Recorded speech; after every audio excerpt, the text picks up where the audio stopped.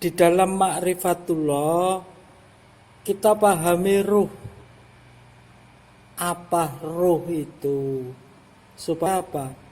Kita tetap bersyukur pada Allah Subhanahu wa taala sebagai jalan kolwat. Mari kita simak bersama-sama yuk. Ruh Simpang 5 Krian. Nang kene ono kelenteng bareng sebelah kanan dalan iki kelenteng. Lah ujungnya sebelah kiri iki nang gone pacet.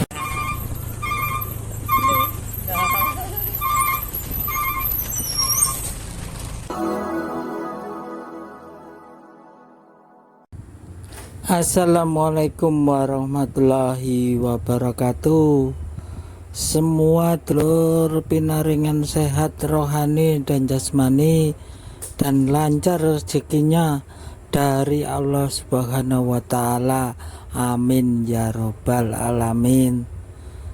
Bagi saudaraku yang lagi sakit, pasti Allah paringi kesembuhan dan akan diangkat derajat kalian. Amin ya robbal alamin. Bila kita menjalani kholwat untuk liqo bertemu Allah atau ditemui Allah, maka kita harus paham supaya kita banyak bersyukur. Paham tentang ruh. Ruh itu apa? Coba.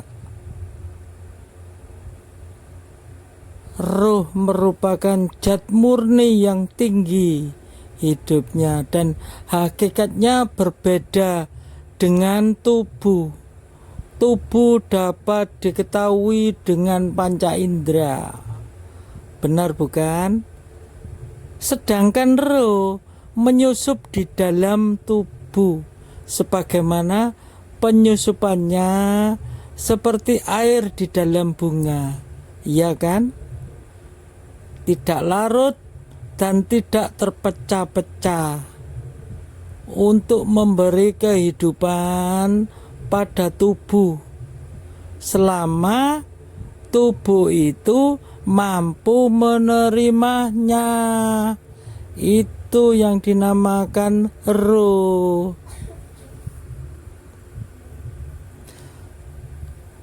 Dan hakikat ruh dari manusia yang dengannya manusia dapat hidup dan mengetahui segala sesuatu. Dalam Al-Quran dijelaskan Allah Subhanahu wa taala meniupkan ruh ke dalam tubuh Adam alaihissalam untuk menghidupkannya.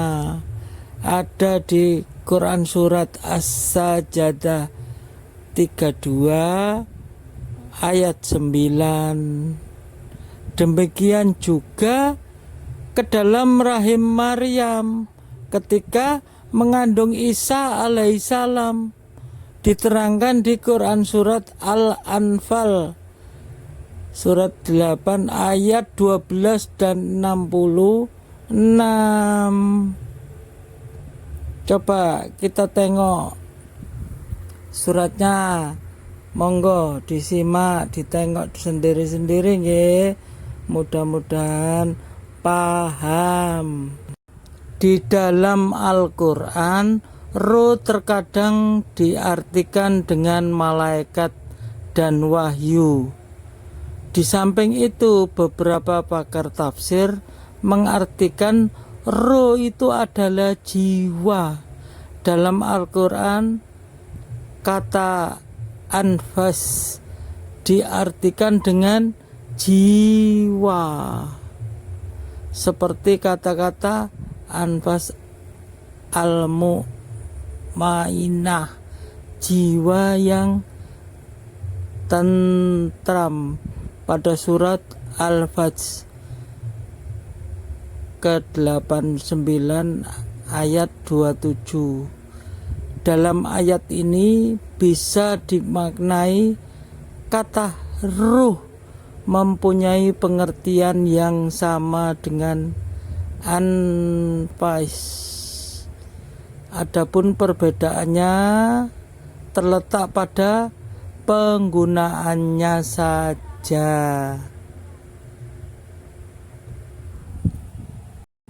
Misalnya dalam ayat yasalunaka an arruh kul arruh min amri robi, yang artinya mereka akan menanyaimu tentang ruh, maka katakanlah bahwa ruh itu urusan Allah. Dan ayat ini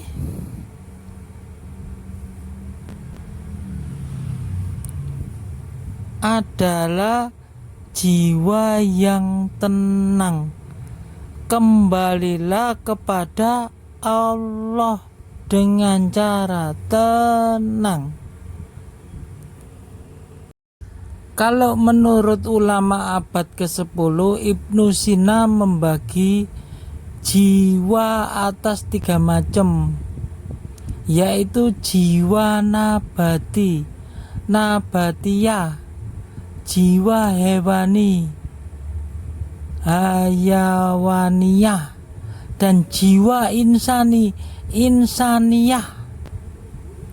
Jiwa nabati adalah kesempurnaan awal bagi benda alami yang hidup dari segi makan, tumbuh, dan berkembang.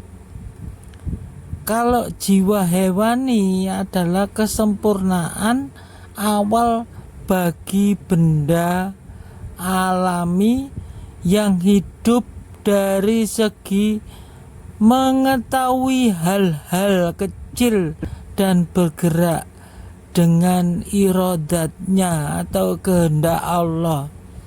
Sedangkan jiwa insani adalah kesempurnaan awal bagi benda yang hidup dari segi melakukan perbuatan dengan potensi akal dan pikiran, serta dari segi mengetahui hal-hal yang bersifat umum. Jiwa insani inilah yang dinamakan dengan ruh, sebagaimana para filsafat Islam menyamakannya dengan anfas, natikoh, jiwa manusia sebelum masuk atau berhubungan dengan tubuh disebut ruh, sedangkan setelah masuk ke dalam tubuh dinamakan nafs yang mempunyai daya, yaitu daya praktik yang dinamakan hidup yang berhubungan dengan badan, dan daya teori yang berhubungan dengan hal-hal yang abstrak. Apakah di sini kita masih belum paham atau sudah paham? Tolong dikomentari sebelum saya lanjutkan ya. Di ahli tasawuf, Al-Ghazali mengartikan an-nafs berdasarkan arti khusus dan arti umum. Dalam arti khusus, an-nafs merupakan sumber akhlak yang tercela dan yang harus diperangi. Seperti itu loh, harus diperangi dan harus dikalahkan. Tapi selama ini tetap selalu dimenangkan, gitu loh. Sedangkan dalam arti umum, an-nafs adalah hakikat manusia yang oleh para ahli filsafat Islam disebut dengan an-nafs, an-natikhoh. Selanjutnya Al-Ghazali menambahkannya bahwa kolbu, ruh, dan an-nafs al-mutmainah merupakan nama-nama lain dari an-nafs an-natikhoh yang hidup, aktif, dan mengetahui. Selain itu pula juga ditemukan al-qalb atau kolbu dan al-ak atau akal. 4 istilah tersebut mempunyai hubungan yang erat sekali. Perbedaannya terletak pada penggunaannya, termasuk penggunaan arti bila dipakai dengan bahasa atau ilmu bahasa.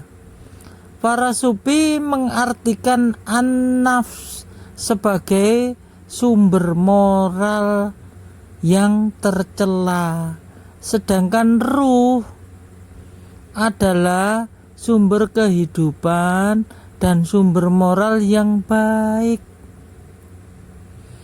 Ini biasanya orang-orang itu menyebutnya yaitu basyariyah dan basiroh. Ruh juga sesuatu yang halus, bersih, dan bebas dari pengaruh hawa nafsu yang merupakan rahasia Allah Subhanahu wa Ta'ala yang hanya bisa diketahui oleh manusia tertentu setelah Allah Subhanahu wa Ta'ala memberikan kasabnya, gambar yang terbayang kepadanya. Seperti itu.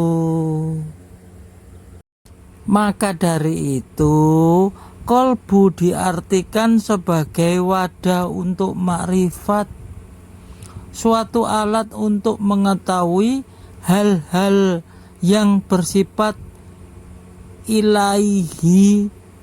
Ini dimungkinkan jika hati telah bersih, sebersih-bersihnya dari hawa nafsu melalui pola hidup yang zuhud, warok, dan dzikir secara terus-menerus. Sedangkan akal atau basaria diartikan sebagai alat untuk mengetahui ilmu yang diamati dan dari penglihatan panca indera atau dari hal-hal yang zahir. Karena itu tingkatannya berada di bawah tingkatan kolbu atau basiroh. Disinilah jelas sekali perbedaannya basiroh dengan basaria. Tapi pada kenyataannya sekarang itu banyak yang menggunakan basaria. Jadi basirohnya tidak pernah diasah, sehingga rohnya kalah dengan akal pikiran. Seharusnya yang benar adalah kebalikannya. Seperti itu lulur yang benar. Para cendekiawan muslim banyak yang memilih diam dalam mempelajari asal-usul ruh.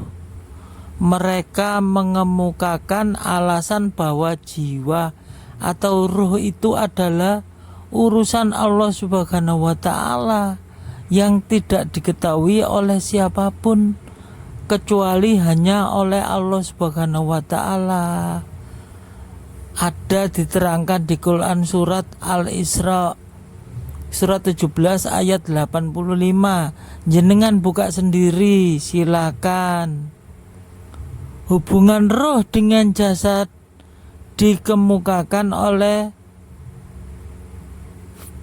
filsafat Islam Al-Farabi dan Al-Ghazali.